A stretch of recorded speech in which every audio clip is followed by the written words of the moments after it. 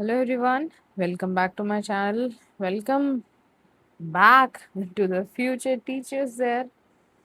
And आज हम discuss करेंगे ई लर्निंग रिसोर्सेज जो कि यूज़ होते हैं बायोलॉजी टीचिंग में। ओके, सबसे पहले एक सिंपल सा क्वेश्चन, अगर आपका टीचर स्कूल ना आए या फिर आप स्कूल ना जा पाए तो क्या आपकी लर्निंग रुक जाएगी? जल्दी से आंसर करिए। आंसर है बिल्कुल नहीं। आज मोबाइल फ़ोन्स, लैपटॉप्स, यूट्यूब और गूगल क्लासरूम और जितने भी एजुकेशनल ऐप्स हैं, उनकी मदद से हम जो है कभी भी, कहीं भी, यानी whenever, wherever we can study, we can learn. So e learning इसी को रेफर किया जाता है। ई लर्निंग यानी ई लर्निंग की अगर हम बात करें तो यानी कि आप जो है इलेक्ट्रॉनिक टेक्नोलॉजीज़ का यूज़ कर रहे हैं, डिजिटल रिसोर्सेज का यूज़ कर रहे हैं पढ़ने के लिए, पढ़ाने के लिए, सीखने के लिए या सिखाने के लिए। बायोलॉजी टीचिंग में अगर हम बात करें तो ई लर्निंग रिसोर्सेज जो हैं वो ऐसे कंसेप्ट जो कि एब्स्ट्रैक्ट हैं, जिन्हें हम ईजिली नहीं हम यहाँ पर देख पाते हैं, जैसे कि सेल डिवीजन आप नहीं देख सकते हो इस रियल वर्ल्ड में, वर्चुअल फिजिकल वर्ल्ड में। तो ऐसे कंसेप्ट जो हैं वो विजुअल्स के ज़रिए, एनिमेशंस के ज़रिए, स्टिमुलेशंस के ज़रिए या फिर इंटरेक्टिव एक्टिविटीज़ के ज़रिए हम जो है वो घर बैठे ऑनलाइन जो है वो सीख सकते हैं, जान सकते हैं, देख सकते हैं। और बजाय कि हम ऐसे लिखा हुआ पढ़ें, हम मॉडल्स के ज़रिए, वीडियोस के ज़रिए, एनिमेशंस के ज़रिए उन चीज़ों को सीख सक रहे हैं। सो ये जो रिसोर्सेज हैं एनहांस करते हैं स्टूडेंट के इंटरेस्ट को और बढ़ाते हैं उसके पार्टिसिपेशन और अंडरस्टैंडिंग, बनाते हैं उसकी बायोलॉजिकल कंसेप्ट्स में। अगर हम यहाँ पे काइंड्स की बात करें कि कैसे कैसे रिसोर्सेज जो हैं वो बायोलॉजी को पढ़ाने के लिए यूज़ होते हैं, तो सबसे पहले यहाँ पर आते हैं हमारे पास ई बुक्स। ई बुक्स कुछ वही है पीडीएफ्स और एनसीईआरटी बुक्स जो कि आपके फ़ोन में होती है, जिसे आप कभी भी कहीं भी अपने कंप्यूटर पर, टैब पर या लैपटॉप्स पर या स्मार्टफोन पर एक्सेस कर सकते हैं। इसमें आपको बायोलॉजिकल कंटेंट मिल जाएगा, इमेजेस, डायग्राम्स और हाइपरलिंक्स मिल जाएगी, जिससे आप नॉलेज को बढ़ा सकते हैं और इस पे आप सेल्फ पेस्ड यानी अपने हिसाब से भी चीज़ें सीख सकते हैं। इसके बाद हमें मिल सकते हैं, अगर हम दूसरा प्रकार बात करें, यहाँ पे हम ई बुक, हम लोग जो है ई लर्निंग के रिसोर्सेज को पढ़ रहे हैं, तो सबसे पहले तो ई बुक आ गया ई लर्निंग में टेक्नोलॉजी का यूज़ करके। फिर आ गया ई वीडियोस यानी कि इंटरनेट की मदद पे जितनी वीडियोस चलती है ना, हम बोलते हैं एजुकेशनल वीडियोस, जिसमें बच्चा जो है बायोलॉजी के प्रोसेस को ऑब्जर्व करना, जो डायरेक्टली नहीं ऑब्जर्व कर सकता था, उसे बच्चा जो है वो विजुअलाइज कर सकता है। सो यहाँ पे सेल डिवीजन का प्रोसेस हो गया, रेस्पिरेशन, फोटोसिंथेसिस। तो आपने बहुत सारी एजुकेशनल वीडियोस देखी होंगी जिसमें हम डायग्राम्स के ज़रिए या फिर एनिमेशन के ज़रिए चीज़ों को देख सकते हैं। इवन हम लेबोरेटरी के एक्सपेरिमेंट्स भी कर सकते हैं। इससे बच्चे की जो है वो लर्निंग एंगेजमेंट जो है वो बढ़ता है। इस पे आ जाएंगे आपके यूट्यूब के एसेंशियल चैनल्स, और यहाँ पे आ जाएंगी आपकी स्वयं वीडियो। सबसे पहले मैं आपको बताना चाहूँगी स्वयं है क्या, इसके बारे में आपको पता होना चाहिए। तो चलिए जानते हैं स्वयं के बारे में। सो अगर मैं यहाँ पर लिखूँ स्वयं, सो इसका जो फुल फॉर्म है ये हम बोल सकते हैं स्टडी वेब्स ऑफ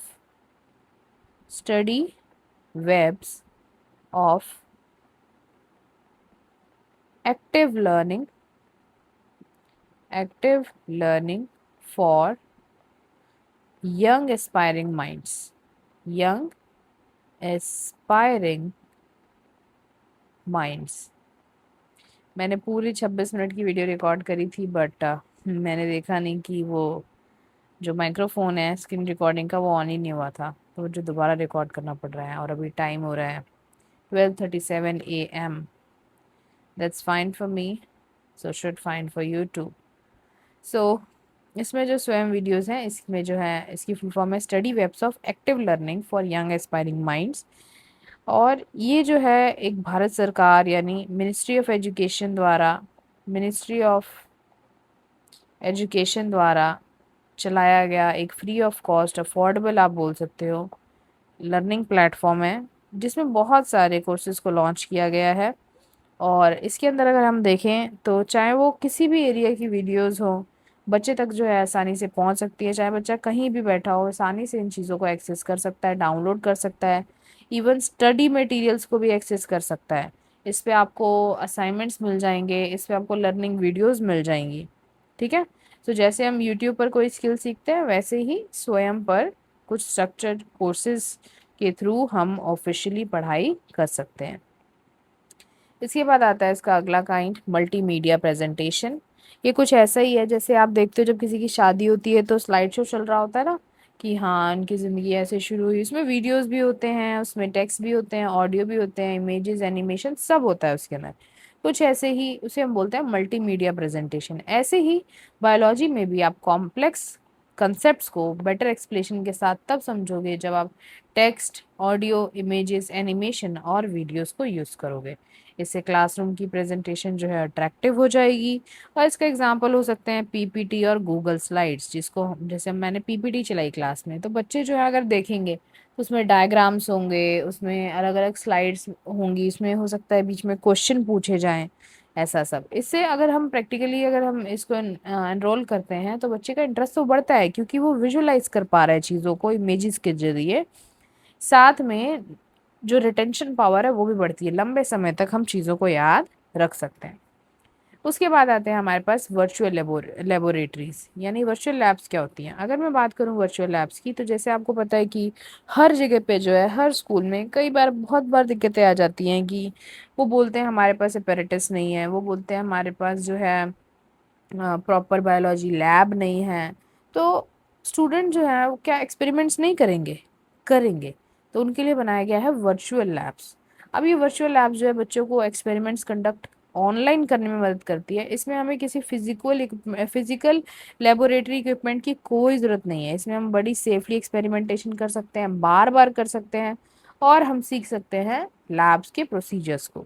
जैसे हम ड्राइविंग सीखने के लिए पहले ड्राइविंग स्टिमुलेटर नहीं यूज़ करते, कुछ वैसा ही।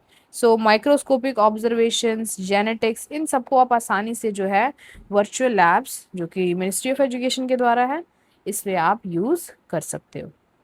ठीक है। और अगर मैं इसके बारे में और बताना चाहूँ तो वर्चुअल लैब्स में आप कुछ ऐसा समझो कि अ, जैसे बायोलॉजी जो एक प्रैक्टिकल सब्जेक्ट है, सिर्फ थ्योरी पढ़ने से काम नहीं चलता है, एक्सपेरिमेंट्स भी करने ज़रूरी है। लेकिन हर स्कूल या कॉलेज में एडवांस लैब्स फैसिलिटीज़ अवेलेबल नहीं होती। कभी कोई इक्विपमेंट की कमी हो जाती है, कभी कोई केमिकल नहीं होता है, कभी कोई स्पेसिमेन नहीं होता है। सो ऐसे में स्टूडेंट जो हैं वो वर्चुअल लैब्स यूज़ कर सकते हैं। वर्चुअल लैब एक ऑनलाइन लैब होती है जहाँ स्टूडेंट जो है कंप्यूटर या मोबाइल की हेल्प से एक्सपेरिमेंट्स को करते हैं, और यहाँ स्टूडेंट्स जो है बिना किसी रिस्क के एक्सपेरिमेंट्स को बार बार प्रैक्टिस कर सकते हैं और सीख सकते हैं। ठीक है। जैसे मैंने अभी आपको एग्जांपल दिया ना, ड्राइविंग सीखने से पहले लोग ड्राइविंग स्टिमुलेटर पर प्रैक्टिस करते हैं, वैसे ही बायोलॉजी स्टूडेंट्स जो है रियल लैब में जाने से पहले वर्चुअल लैब में एक्सपेरिमेंट्स को सीख सकते हैं। अब हम बात करें स्टिमुलेशन एंड एनिमेशंस, भी एक वे है। So this provide dynamic visual representation of biological process. जैसे मान लो आप एनिमेशन के जरिए जो है डीएनए रेप्लिकेशन, जो कि आप नॉर्मली नहीं देख सकते हो इस दुनिया में। ह्यूमन क्या सर्कुलेशन आप देख सकते हो? नहीं देख सकते हो। फोटोसिंथेसिस और रेस्पिरेशन हो तब आपको दिख रहा है क्या? नहीं दिख रहा है। पर इनको आप एनिमेशंस के जरिए क्लियर कर सकते हो। ये तो कुछ ऐसे एब्स्ट्रैक्ट कंसेप्ट जो है वो कंक्रीट हो जाते हैं, यानी बिल्कुल दिमाग में बस जाते हैं जब हम उन्हें प्रैक्टिकली देख सकते हैं। और इससे हमारा जो कंसेप्चुअल अंडरस्टैंडिंग है वो भी बढ़िया होता है, जब हम क्या करते हैं एनिमेशंस को और स्टिमुलेशंस को यूज़ करते हैं। नेक्स्ट आता है लर्निंग मैनेजमेंट सिस्टम। दोबारा बोल रही हूँ, लर्निंग मैनेजमेंट सिस्टम, LMS। अब ये क्या होता है? तो ये एक सॉफ्टवेयर है जिसको यूज़ किया जाता है ऑनलाइन टीचिंग और लर्निंग एक्टिविटीज़ को मैनेज करने के लिए। ठीक है। यहाँ पर आप ऐसे समझो कि टीचर जैसे गूगल क्लासरूम नहीं होता, एग्जाम्पल में भी देखो, गूगल क्लासरूम हो गया, मूडल हो गया। यहाँ पे टीचर जो है वो आपको असाइनमेंट देगा, बच्चा उसी प्लेटफॉर्म पे जो असाइनमेंट को सबमिट कर देगा। ठीक है। इसमें आपको नोट्स मिल जाएंगे, असाइनमेंट्स मिल जाएंगे। टीचर जो है वो चाहें तो बच्चों की क्विजेज भी कंडक्ट करा सकते हैं इस सॉफ्टवेयर पे, जिसे हम LMS बोलते हैं। ठीक है। और बच्चे की प्रोग्रेस को भी मॉनिटर किया जा सकता है। इसके बाद आता है हमारे पास ऑनलाइन एजुकेशन पोर्टल, जिसमें हम इंटरेक्टिव रिसोर्सेज देख सकते हैं, लर्निंग मटेरियल्स मिल जाएंगे आपको। डिजिटल पोर्टल्स होते हैं ये, फ़ोन में आप इसको एक्सेस कर सकते हो। स्टडी मटेरियल्स मिल जाएंगे आपको, बहुत सारी एक्टिविटीज़ के लिए आप सीख सकते हो, और आप ऑनलाइन असेसमेंट भी कर सकते हो। अब इसमें जो एग्जाम्पल आता है स्वयं, मैंने आपको पढ़ा दिया है। स्वयं के बाद आता है हमारे पास यहाँ पे दीक्षा। सो अगर हम यहाँ पे दीक्षा को समझे, चलिए जानते हैं। दीक्षा यानी कि डिजिटल इंफ्रास्ट्रक्चर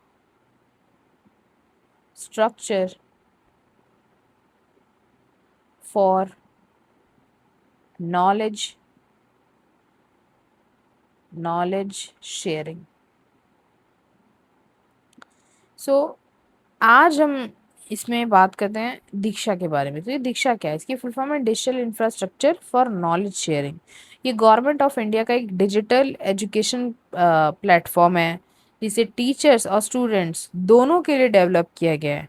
इस प्लेटफॉर्म पर e books, video lectures, worksheets, quizzes और टीचिंग लर्निंग मटेरियल जो है वो अवेलेबल होते हैं। दीक्षा का जो मेन एम है वो है क्वालिटी एजुकेशन को डिजिटल फॉर्म में हर स्टूडेंट्स और टीचर तक पहुंचाना। ठीक है। तो जैसे हम यूट्यूब या गूगल पर इंफॉर्मेशन सर्च करते हैं, वैसे ही दीक्षा पर जो है वो स्टूडेंट्स और टीचर एजुकेशनल कंटेंट जो है वो सर्च करके यूज़ कर सकते हैं। सेम ऐसे ही स्वयं पे आप वीडियोस वगैरह देख सकते हो। इसके बाद आपको पता है ई पाठशालास के बारे में अगर यहाँ पे मैं बात करूँ तो दूसरा पैन लेते हैं। सो ई पाठशाला जो है वो एक डिजिटल लर्निंग प्लेटफॉर्म है ये भी। और इसे अगर मैं बात करूँ तो डेवलप किसने किया है, तो आप बोलोगे मिनिस्ट्री ऑफ एजुकेशन ने तो किया ही किया है, साथ में एनसीईआरटी यानी कि national council of educational research and training, इन्होंने भी जो है डेवलप किया है।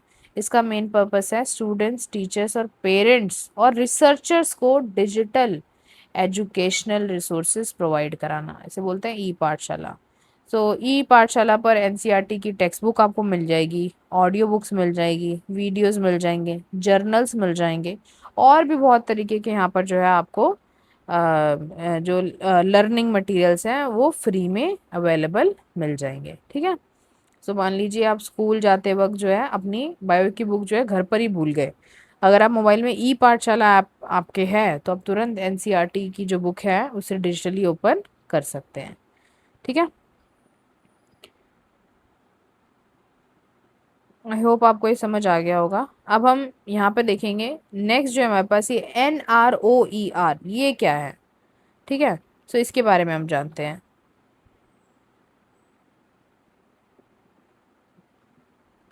चलिए।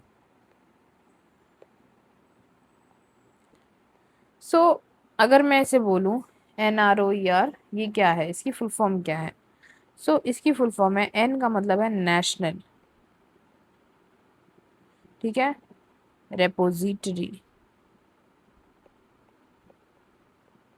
ऑफ ओपन एजुकेशनल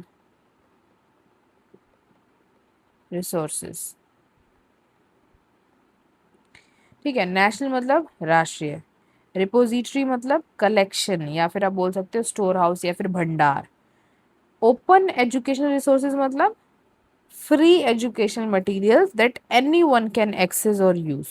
ठीक है। सो इसकी फुल फॉर्म क्या है बताओ, national repository of open educational resources, ये CES लिखा है मैंने। ठीक है। अब समझते हैं इसको। सो ये एक डिजिटल लाइब्रेरी है जहाँ टीचर्स और स्टूडेंट्स को फ्री एजुकेशनल रिसोर्सेज मिलते हैं। इसमें videos, images, documents, audio clips और इंटरेक्टिव कंटेंट जो है वो अवेलेबल होता है, जिसे स्टूडेंट्स और टीचर्स दोनों के लिए ही बनाया गया है। इफेक्टिव बनाने के लिए इसको यूज़ किया जाता है। सो ये एक आप बोल सकते हो कि NROER जो है वो एक ऑनलाइन रिपोजिटरी है जिसे डेवलप किया गया है NCERT द्वारा, जो कि फ्री और ओपन एजुकेशनल रिसोर्सेज के लिए लर्निंग के लिए रिसोर्सेज देता है। समझ आया आपको। एजुकेशनल यहाँ पे आप करेक्ट कर लेना, फुल फॉर्म में एजुकेशनल। नेक्स्ट आते हैं हमारे यहाँ पर अगला जो हमारे पास काइंड है ई लर्निंग का, वो है digital images and photographs. High quality biological images को हम बार बार जूम करके देखें तो हम अच्छे से जो है कंटेंट को ऑब्जर्व कर पाएंगे, आइडेंटिफाई कर पाएंगे, सेल स्ट्रक्चर्स को समझ पाएंगे और इकोसिस्टम को भी पढ़ पाएंगे। कोई भी डायग्राम है उसको आप जूम करके जो आसानी से देखोगे तो चीज़ें जो है आपको क्या हो जाएंगी, क्लियर हो जाएंगी। सो ये आप बोल सकते हैं यहाँ पे डिजिटल इमेजेस या फिर फोटोग्राफ्स। और अगला जो आता है हमारे पास अगला तरीका ई लर्निंग का वो है स्मार्ट बोर्ड्स, ठीक है, या interactive white boards. So digital content जो है अगर आप देखोगे तो स्मार्ट बोर्ड पे जो हम बहुत आसानी से कलरफुल मैनर में, अट्रैक्टिव मैनर में, 3D मॉडल्स के ज़रिए चीज़ों को समझ सकते हैं। एनिमेशन के ज़रिए हम इंटरेक्टिव लेसन को कंडक्ट करा सकते हैं और क्लासरूम में पार्टिसिपेशन को बढ़ा सकते हैं। इसके अलावा यहाँ पे हम देखेंगे ई लर्निंग में आता है online assessments and quizzes. Online जो है हम बच्चे की लर्निंग को इवेल्युएट कर सकते हैं कि उसने कैसा परफॉर्म किया। इसमें गूगल फॉर्म्स आ जाएगा, कहूट, क्विजेस, ये कुछ यहाँ पे एप्लीकेशंस है जिसे टीचर जो है वो टास्क वगैरह शेयर करेंगे और बच्चे की इवेल्युएशन भी मिल जाएगी, जिससे बच्चे को फीडबैक मिलेगा उसे कहाँ सुधार करना है। सेल्फ असेसमेंट भी आप कर सकते हैं और अपनी परफॉर्मेंस को भी एनालाइज कर सकते हैं। इसके बाद आता है हमारे पास मोबाइल लर्निंग एप्लीकेशन, जैसे कि आपको पता है Byju's, Khan academy, biology learning apps, PW, ये सारे इसी के एग्जाम्पल हैं। इसको आप कहीं भी कभी भी इस्तेमाल कर सकते हो। इसमें आप अपने कंसेप्ट को रिवाइज करोगे, लर्निंग इंटरेक्टिव होगी, टेस्ट भी आप दे सकते हो। फिर आती है हमारे पास डिजिटल लाइब्रेरीज और ऑनलाइन डेटाबेसेस। ये जो है हमें साइंटिफिक लिटरेचर या फिर रिसर्च मटेरियल्स को एक्सेस करने में मदद करता है, ठीक है। इसमें रिसर्च बेस्ड लर्निंग आपको देखने को मिल जाएगी। इसमें आप जर्नल्स को और आर्टिकल्स को भी एक्सेस कर सकते हो डिजिटल लाइब्रेरीज में, ठीक है। एडवांटेजेस की अगर हम बात करें ई लर्निंग रिसोर्सेज की, बायोलॉजी टीचिंग में क्या एडवांटेज है? सबसे पहले तो लर्निंग इंटरेस्टिंग और इंटरेक्टिव हो जाएगी और जो कॉम्प्लेक्स टॉपिक्स हैं उनको आसानी से समझा जा सकता है। सेल्फ अर्निंग इम्प्रूव हो जाएगी।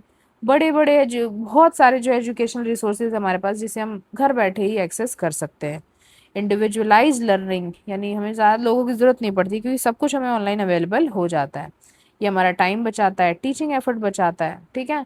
और इससे एक साइंटिफिक एटीट्यूड जो है वो एनहांस होता है और डिजिटल लिटरेसी बढ़ती है। अब इसके पास अगर मान लो इसकी जो है अच्छाइयाँ हैं तो साथ साथ में इसकी बुराइयाँ भी हैं। इलेक्ट्रिसिटी यूजेज, इंटरनेट पे यूजेज, स्क्रीन टाइमिंग जो है बढ़ जाएगा बच्चे का, और टीचर्स का जो है स्टूडेंट से इंटरेक्शन ख़त्म हो जाएगा क्योंकि सब कुछ ऑनलाइन ही मिल जा रहा है तो टीचर की क्या ज़रूरत है। कई बार टेक्निकल प्रॉब्लम्स हो सकते हैं जिसकी वजह से पढ़ाई में दिक्कत आ जाए, या फिर हमें डिजिटल स्किल्स की ज़रूरत पड़ती है और डिवाइसेस की ज़रूरत पड़ती है अगर आप ऑनलाइन पढ़ना चाहते हैं तो। कंक्लूजन में मैं इतना बोलना चाहूँगी कि ई लर्निंग जो है वो इसने ट्रांसफॉर्म कर दिया है बायोलॉजी टीचिंग को, क्योंकि डायग्राम को सिर्फ पढ़ना ऐसे ही 2D और उसको 3D विजुअलाइज करने में ज़मीन आसमान का अंतर है। बहुत सारे बदलाव आते हैं, हम बहुत अच्छे से सीख पाते हैं जब हम चीज़ों को विजुअलाइज करते हैं, ठीक है। और वीडियोस के ज़रिए, वर्चुअल लैब्स के ज़रिए, स्टिमुलेशन, LMS हो गया, एजुकेशनल पोर्टल्स जो हो गए वो बच्चों की मदद करते हैं ताकि बायोलॉजिकल कंसेप्ट जो है वो आसानी से समझ आ जाए, ठीक है। और अगर मैं यहाँ पे आपको बताना चाहूँ तो कंक्लूजन में मैं इतना ही कहना चाहूँगी कि ऐसे समझिए कि बायोलॉजी अगर आप 2D पढ़ रहे हैं, ठीक है, तो आपको चीज़ें जो है वो इतने अच्छे से समझ नहीं आएंगी।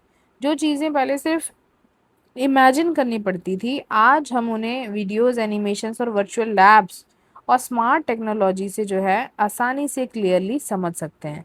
इसलिए मॉडर्न बायोलॉजी टीचिंग में ई लर्निंग रिसोर्सेज का जो रोल है वो बहुत ही ज़्यादा इम्पॉर्टेंट है।